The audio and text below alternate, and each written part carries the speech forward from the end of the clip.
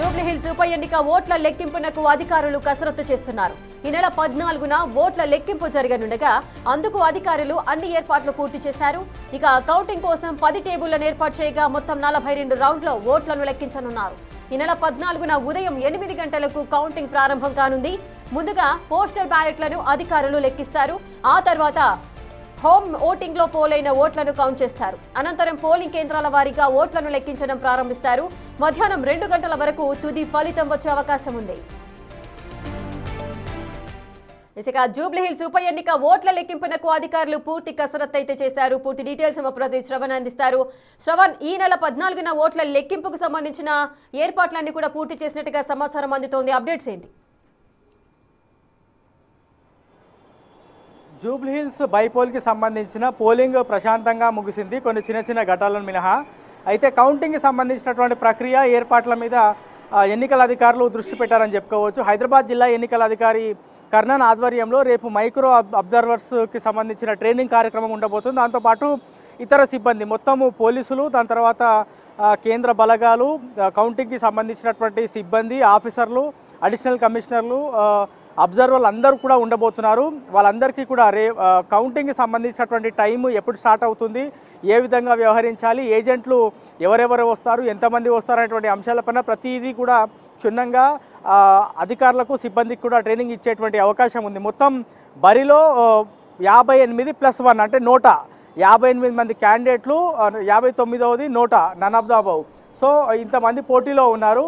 దాదాపుగా 4,01,365 మంది ఓటర్లు ఉంటే కేవలం 48% మాత్రమే పోలింగ్ నమోదైంది. కొద్దిసేపటి క్రితమే దీనికి సంబంధించినటువంటి అఫీషియల్ డేటా కూడా వచ్చిందని చెప్పుకోవచ్చు. అఫీషియల్ డేటా మనము ఒకసారి క్లియర్గా గమనిస్తే చాలామంది కూడా ఓటు వేయడానికి వస్తారని అందరూ భావించారు. కానీ దానిపైన ఇంకా పూర్తి స్థాయిలో అవన్నీ కూడా తలకిందులయ్యాయని చెప్పుకోవచ్చు. 50% కూడా పోలింగ్ అవ్వలేదు. కొద్దిసేపు క్రితమే ఇచ్చినటువంటి డేటా ప్రకారం 48.90% వరకు పోలింగ్ నమోదైంది. ఇక ఓట్ల లెక్కింపు అనేది 14వ తారీఖున 8 గంటలకు స్టార్ట్ కాబోతుంది. మొదటగా పోస్టల్ బ్యాలెట్కి సంబంధించినటువంటి ఓటర్లు అంటే ప్రభుత్వ ఉద్యోగులు ఎవరైతే డ్యూటీలో ఉన్నారో, అది రాష్ట్ర ప్రభుత్వానికి సంబంధించిన డ్యూటీ కావచ్చు, కేంద్ర ప్రభుత్వానికి సంబంధించినటువంటి డ్యూటీ కావచ్చు, వాళ్ళు వేసినటువంటి ఓట్ల లెక్కింపు జరుగుతుంది. దాని తర్వాత హోమ్ ఓటింగ్ అంటే సీనియర్ సిటిజన్స్కు వాళ్ళు నేరుగా పోలింగ్ కేంద్రం దగ్గరికి వచ్చి ఓటు వేయలేరు కాబట్టి వాళ్ళకి ఇంటి దగ్గర నుంచే ఓటు వేసేటువంటి అవకాశాన్ని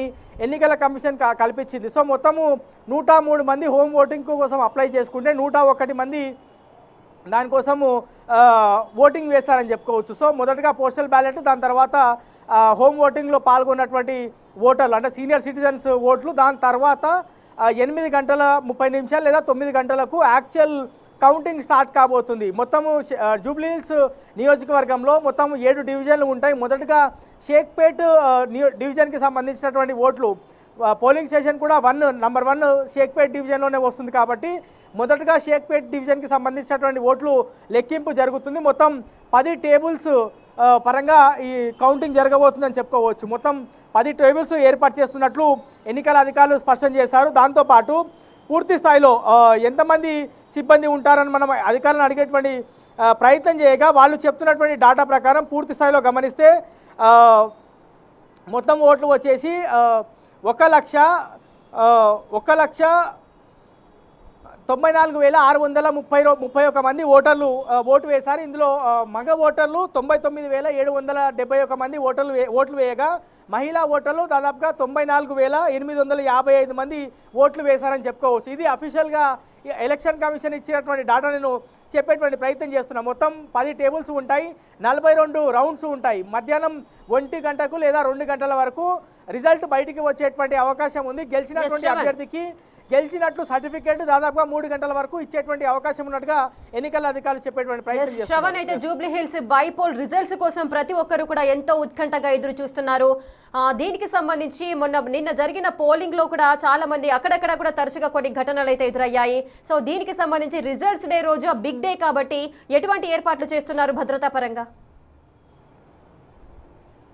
కోట్ల విజయభాస్కర్ రెడ్డి స్టేడియంలో ఈవీఎంలు అంటే దాదాపుగా 407 పోలింగ్ కేంద్రాలు 139 పోలింగ్ లొకేషన్స్ ఉన్నాయి. ఆ పోలింగ్ కేంద్రాలలో ఏవైతే ఓటింగ్ కోసం ఉపయోగపడినటువంటి ఈవీఎంలు, వీవీప్యాడ్లు, బ్యాలెట్ యూనిట్లు ఇవన్నీ కూడా ప్రిసైడింగ్ ఆఫీసర్లు ఈవీఎంలో భద్రపరిచారు. ఆ ఈవీఎంలు అన్నీ కూడా ఇప్పుడు ప్రస్తుతం యూసుఫ్గూడలో ఉన్నటువంటి కోట్ల విజయభాస్కర్ రెడ్డి స్టేడియంలోని స్ట్రాంగ్ రూమ్లో భద్రపరిచి ఉన్నాయి. ఆ స్ట్రాంగ్ రూమ్ల దగ్గర సెంట్రల్కి సంబంధించినటువంటి బలగాలు, సిఐఎస్ఎఫ్కి సంబంధించినటువంటి బలగాలు భద్రతలో ఉన్నాయి. దాని తర్వాత అది మొదటి అంచె. దాని తర్వాత స్టేడియంకి సంబంధించినటువంటి బయట అంటే ఎంట్రీ గేట్ ఉంటుంది. ఆ ఎంట్రీ గేట్ దగ్గర రెండో విధమైనటువంటి బందోబస్తు. దాని తర్వాత స్టేడియంకి సంబంధించినటువంటి మెయిన్ గేట్ ఉంటుంది. అక్కడ 3 భద్రత అంటే స్టేట్ పోలీస్కి సంబంధించినటువంటి పోలీసులు అక్కడ బందోబస్తు నిర్వహిస్తున్నారు. ఇట్లా 3 అంచెల భద్రత మధ్య ఈవీఎంలు అన్నీ ఉన్నాయి.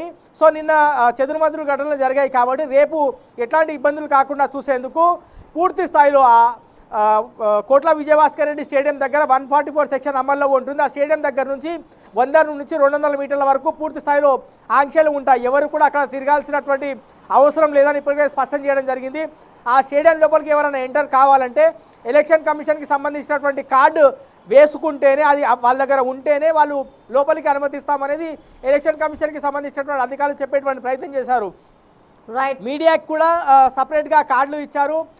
పోలీసులకు కూడా సపరేట్గా కార్డులు ఇచ్చారు. ఉద్యోగంలో ఎవరైతే ఎలక్షన్ కమిషన్ ఇచ్చినటువంటి కార్డులు ఉపయోగించే కౌంటింగ్ వస్తారో వాళ్ళు కూడా ఖచ్చితమైనటువంటి కార్డులు వేసుకొనే ఉండాల్సిందని చెప్తున్నారు. సో ఓవరాల్గా బిగ్ డే ఎప్పుడెప్పుడా అని ఎదురు చూసినటువంటి జూబ్లీ హిల్స్ బైపోల్కి సంబంధించినటువంటి కౌంటింగ్ 14వ తారీఖున ఉదయం 8 గంటలకు ప్రారంభం కాబోతుంది. మధ్యాహ్నం 1 గంటలకు లేదా 2 గంటల వరకు రిజల్ట్ బయటికి వచ్చేటువంటి అవకాశం ఉంటుంది.